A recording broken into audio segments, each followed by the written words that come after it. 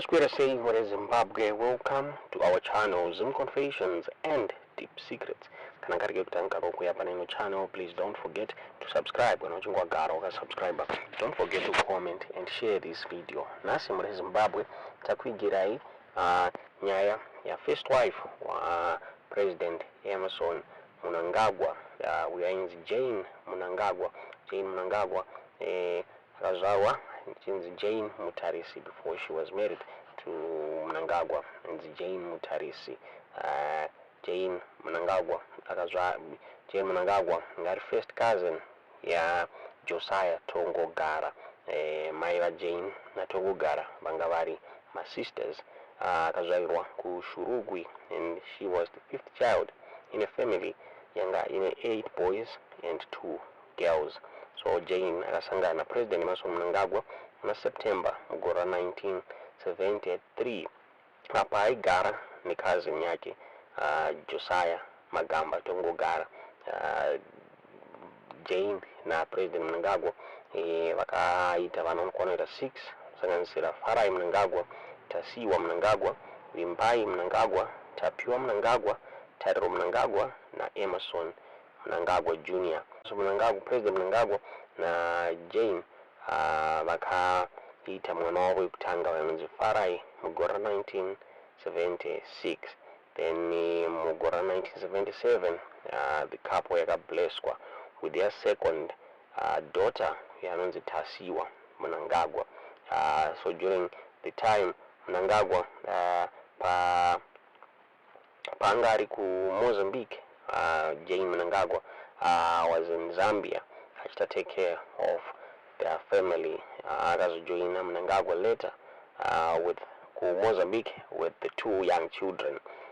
With the 2 young children, 1977. After independence, Jane akakontinue to look up after the family.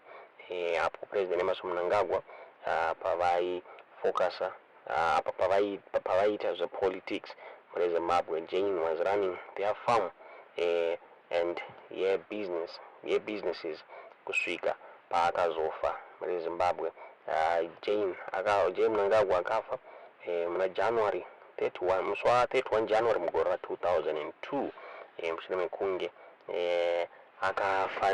mekunge akarwara necervical cancer muri Zimbabwe.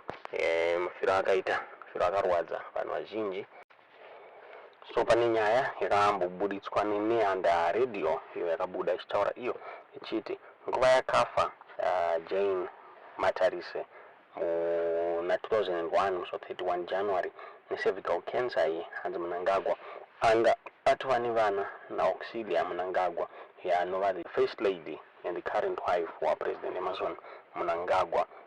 Zviri kunzi the first born ya Mnangagwa na Auxilia the Emmerson Jr.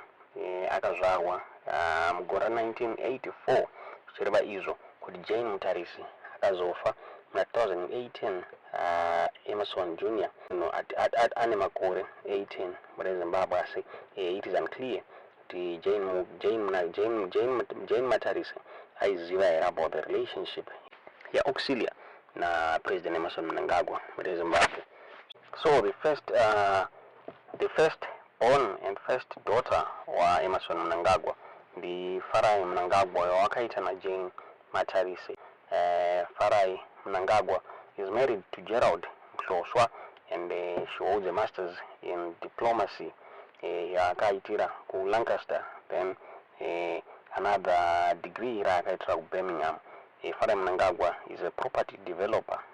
She is the co-owner of a company known the Property Shop muri Zimbabwe iri muno muZimbabwe.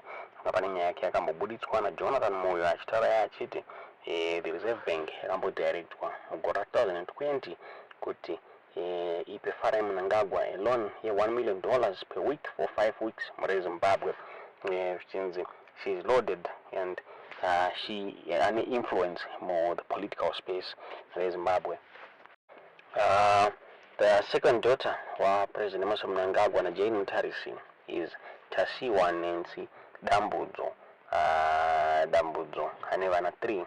Tasiwa Mnangagwa ane vana 3 with her ex-husband David Mparuri ngavane nyaya yavo yakambobuda mugore 2018 tasiwa nenzidambudzwa paakafaila for divorce achitaura achiti murume wake uyo anga ane 17 years vari vese David Mparuri akaita vana musango ende zvichinzi aimuassaulta physically zvakakonzeresa kuti afaile for divorce akutaura kunoku kasiyana nehusband yake David Mparuri muZimbabwe.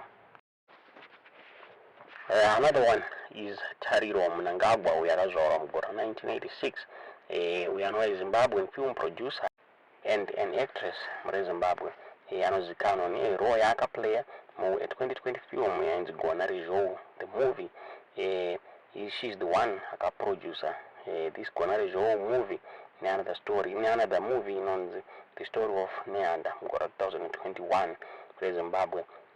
She's the youngest daughter wa President Emmerson Mnangagwa and his first wife Jane Matarise. The other one is Emmerson Tanaka Mnangagwa. He is a DJ and a music producer in Zimbabwe. He is the son wa Jane Matarise na President Emmerson Mnangagwa. Ndonya yatatawigira zuva ranhasi muZimbabwe tisingazivi kuti munoionawo sei nyaya yefirst wife wa President Emmerson Mnangagwa Jane Matarise ari cousin ya Josiah Tongogara veZimbabwe. Jane akafa mugore ra2001 musi wa31 January shure mekunge anga abatwa nechirwere checervical cancer ndo chinonzi chakamuuraya muZimbabwe nevana vake vatakupaya vanosanganisira Emmerson Mnangagwa Jr, Vimbai Mnangagwa, Farai Mnangagwa, Farai Mnangagwa muZimbabwe. Kutaura kwatiri kuita President Emmerson Mnangagwa is married to the First Lady Mai Auxilia Mnangagwa. She is the current wife of President Emmerson Mnangagwa.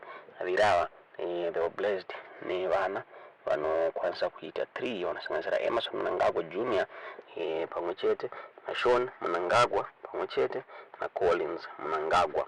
Ndifunga vana va President Emmerson Mnangagwa na Auxilia Mnangagwa they are active in the political space. Ndofunga tinogara chigwaona muZimbabwe vachibatikira munhau dzematongerwo ezvenyika asi vasikana vaMnangagwa they lay low muZimbabwe vazhinji vacho vakaroorwa. Tisingazivi kuti munoona sei nyaya yetu dzezvo zvamuri kufunga pamusoro penyaya iyi mucomment section.